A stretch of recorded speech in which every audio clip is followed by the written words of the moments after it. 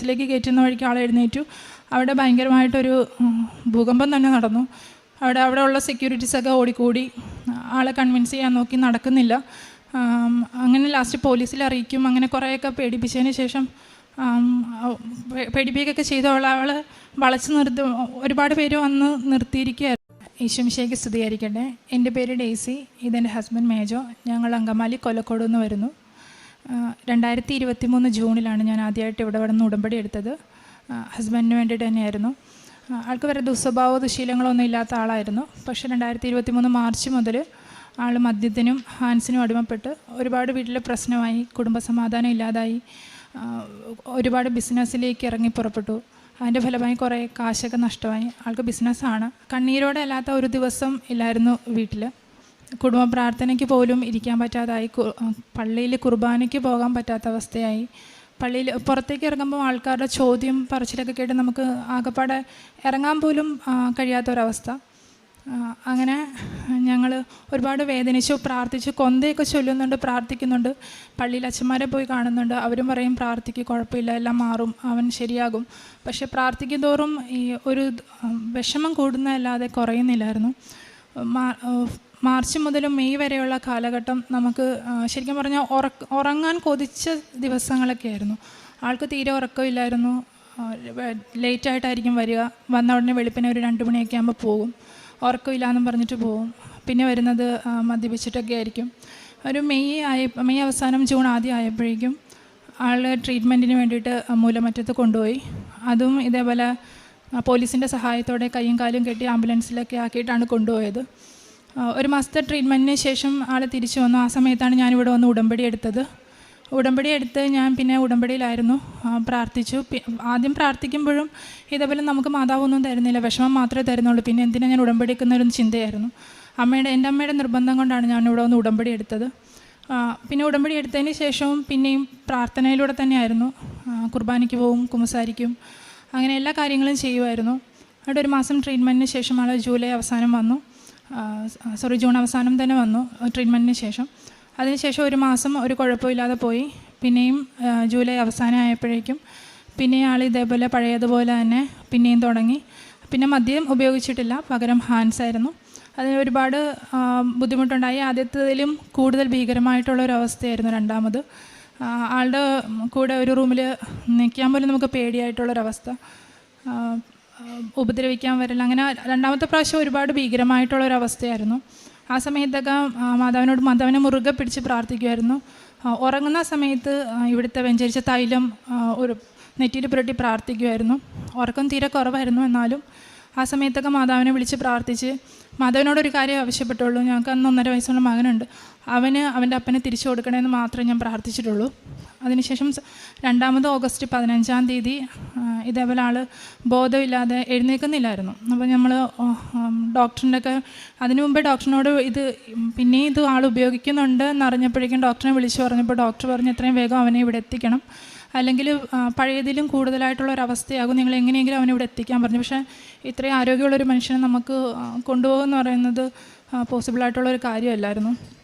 അങ്ങനെ ഓഗസ്റ്റ് 15 ആളിതേപോലെ ബോധമില്ലാതെ എഴുന്നേൽക്കുന്നില്ല. അങ്ങനെ ഒരുവിധം ഞങ്ങൾ അടുത്തുള്ള ഹോസ്പിറ്റലിൽ കൊണ്ടു ചെന്നു.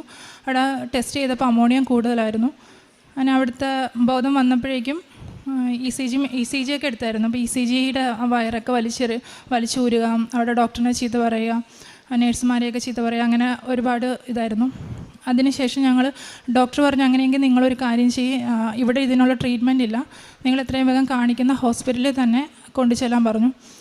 ഹോസ്പിറ്റലിൽ കൊണ്ടു ചെല്ലാനായിട്ട് നമുക്ക് ബോധത്തോടെ ആളെ കൊണ്ടുപോകൽ നടക്കില്ലായിരുന്നു. അപ്പോൾ ഞാൻ ഡോക്ടറിനെ പറഞ്ഞു, ഡോക്ടറെ ഒന്ന് മയക്കി തരുവാണെങ്കിൽ ഞങ്ങൾ കൊണ്ടുപോകാം, അല്ലാതെ ഇയാളെ എങ്ങനെ ഞങ്ങൾ കൊണ്ടുപോകാൻ അവിടം വരെ?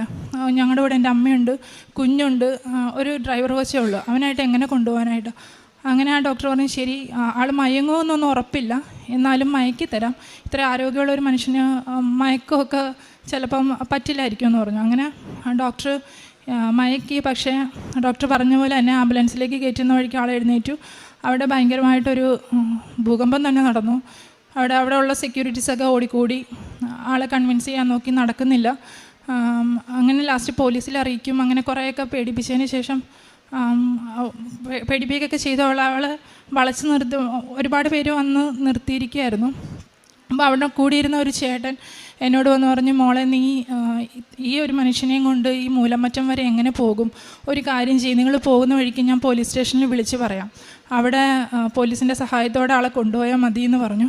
അപ്പോൾ എൻ്റെ കയ്യിൽ കൊന്തയുണ്ട്, കൊന്തയും മാതാവിൻ്റെ കാശുരൂപം എൻ്റെ കയ്യിലുണ്ട്. ഞാനത് മുറുക്കെ പിടിച്ചേക്കും. അപ്പോൾ ഞാൻ ചേട്ടനോട് പറഞ്ഞു, ഇല്ല ഏട്ടാ കുഴപ്പമൊന്നുമില്ല, ആളിപ്പം തന്നെ ഞങ്ങളുടെ കൂടെ വരും, കുഴപ്പമില്ല, അത് ഞങ്ങൾക്ക് കൊണ്ടുപോകാനും പറ്റുമെന്ന് പറഞ്ഞു. അങ്ങനെ ആളുടെ നമ്പരൊക്കെ എനിക്ക് തന്നു. വഴിയിൽ പോകുന്ന വഴിക്ക് എന്തെങ്കിലും പ്രശ്നം ഉണ്ടെങ്കിൽ വിളിച്ചാൽ മതി, ഞാൻ പോലീസിനോട് പറയാം എന്നൊക്കെ പറഞ്ഞിട്ട്. പക്ഷേ മാതാവിൻ്റെ ഒരനുഗ്രഹം പോലെ ആൾ വന്ന് വണ്ടിയിൽ കയറി നമുക്കിപ്പോൾ തന്നെ ചെക്കപ്പിന് പോകാമെന്ന് പറഞ്ഞു. ഞങ്ങൾ മൂലമറ്റത്ത് പോയി ചെന്ന് അവിടെ അഡ്മിറ്റായി. പിന്നെ ഒരു മാസത്തെ ട്രീറ്റ്മെൻറ്റ് ഉണ്ടായിരുന്നു. ട്രീറ്റ്മെൻറ്റ് കഴിഞ്ഞ് വന്നു. സെപ്റ്റംബർ 15-ാം തീയതി ആൾ തിരിച്ചു വന്നു. ഇപ്പം 1.5 വർഷമായി. ഓരോ മാസം പേടിയായിരുന്നു, കാരണം ഒരു മാസം കഴിയുമ്പോൾ ഇനി ഇതേപോലെ ബുദ്ധിമുട്ടുണ്ടാകും എന്നുള്ളൊരു പേടിയുണ്ടായിരുന്നു. പക്ഷേ ഇപ്പോൾ 1.5 വർഷമായിട്ട് മാതാവ് ഒരു കുഴപ്പവും കൂടാതെ ഞങ്ങൾക്ക് എൻ്റെ മകൻ അവൻ്റെ അപ്പനെ തിരിച്ചു കൊടുത്തു, എനിക്ക് എൻ്റെ ഭർത്താവിനെ തിരിച്ചു തന്നു. അതിന് എൻ്റെ അമ്മയ്ക്കും മാതാവിനും ഒരുപാട് നന്ദിയുണ്ട്. അതേപോലെ രണ്ടാമത്തെ സാക്ഷ്യം എന്ന് പറയുന്ന ആളുടെ പേരിലൊരു സ്ഥലം ഉണ്ടായിരുന്നു, അത് വിൽക്കാനായിട്ട് ഒരുപാട് ബുദ്ധിമുട്ടി. 2 വർഷത്തോളമായി അതിൻ്റെ പേരിൽ ഏകദേശം വിൽപ്പന നടക്കുന്ന സാഹചര്യം വരും, പിന്നെ എങ്ങനെയെങ്കിലും മുടങ്ങിപ്പോകും, അങ്ങനെയായിരുന്നു. ഞാൻ മാതാവിൻ്റെ വെഞ്ചരിച്ച് ഉപ്പ് ഞാൻ കൊണ്ടിട്ട് പ്രാർത്ഥിക്കുമായിരുന്നു. അതിൻ്റെ ഫലമായിട്ട് കഴിഞ്ഞ വർഷം ജൂണൊക്കെ ആയപ്പോഴേക്കും അത് വിറ്റു. മാതാവിനും തിരുക്കുമാരനും ഒരുപാട് നന്ദി. പിന്നെ നേരത്തെ പ്രാർത്ഥനയിലൊക്കെ നമ്മൾ പ്രാർത്ഥിക്കുമെങ്കിലും നമുക്കൊരു മടുപ്പ് തോന്നുമായിരുന്നു. കൊന്ത ചൊല്ലും, കുർബാനയ്ക്ക് പോവും, ബൈബിൾ വായന നമ്മൾ സന്ധ്യാപ്രാർത്ഥനയ്ക്കേ ഉണ്ടായിരുന്നുള്ളൂ. പക്ഷേ ഇപ്പോഴെന്ന് പറഞ്ഞാൽ പ്രാർത്ഥിക്കാനായിട്ട് ഇന്ന സമയമൊന്നുമില്ല. എല്ലാ സമയവും നമുക്ക് പ്രാർത്ഥിക്കാൻ ഒരവസരം കിട്ടുമെങ്കിൽ നമുക്ക് ഏത് സമയം പ്രാർത്ഥിക്കാനായിട്ട് മാതാവ് നമ്മളെ അനുഗ്രഹിച്ചു. അത് ഉടമ്പടിയിലൂടെ കിട്ടിയ ഏറ്റവും വലിയൊരു അനുഗ്രഹമാണ്. അതേപോലെ ബൈബിൾ വായന 1/2 മണിക്കൂർ എന്ന് പറഞ്ഞാൽ നമുക്ക് സമയം കിട്ടുമ്പോഴെല്ലാം ബൈബിൾ വായിക്കാനും നമ്മൾ കിട്ടാറുണ്ട്. അതേപോലെ കാരുണ്യ പ്രവർത്തികൾ ഞാൻ ജോലി ഇപ്പോൾ ചെയ്യുന്നില്ല, എന്നാലും എനിക്ക് കിട്ടുന്ന കാശിൽ നിന്ന് ഞാൻ രോഗികളെ സഹായിക്കാറുണ്ട്, ഓപ്പറേഷൻസിനുള്ള പേഷ്യൻസിനെ സഹായിക്കാറുണ്ട്. അതേപോലെ ചോറ് ഞാൻ വഴിയിലിരിക്കുന്ന ആൾക്കാർക്ക് ഒരു നേരത്തെ ഭക്ഷണം വാങ്ങിക്കൊടുക്കാറുണ്ട്. പത്രം ഇവിടുന്ന് കൊണ്ടുപോകുന്ന ആദ്യത്തെ 2 മാസം എനിക്ക് ഭയങ്കര ബുദ്ധിമുട്ടായിരുന്നു പത്രം കൊടുക്കാനായിട്ട്. ഞാൻ എൻ്റെ വീട് ഇവിടെ ആലപ്പുഴ തന്നെയാണ്, വീട്ടിൽ വെച്ചിട്ട് പോകും, അമ്മ കൊടുത്തോളാം എന്ന് പറയും, അമ്മ കൊടുക്കും. പക്ഷേ ഇപ്പോൾ ഞാൻ ഓരോ വീടുകൾ തോറും കയറി ഇറങ്ങി പത്രം കൊടുക്കാറുണ്ട്. അതേപോലെ ആൾക്കാരുടെ ഇടയ്ക്ക് ടൗണിലേക്ക് ഇറങ്ങി എനിക്ക് കിട്ടിയ അനുഗ്രഹം, ഏറ്റവും വലിയൊരു അനുഗ്രഹം പറഞ്ഞു തന്ന് ഞാൻ കൊടുക്കാൻ ഇപ്പം ശ്രമിക്കുന്നുണ്ട്. ഇത്ര അനുഗ്രഹം ചെയ്ത അമ്മയ്ക്കും തിരുക്കുമാരനും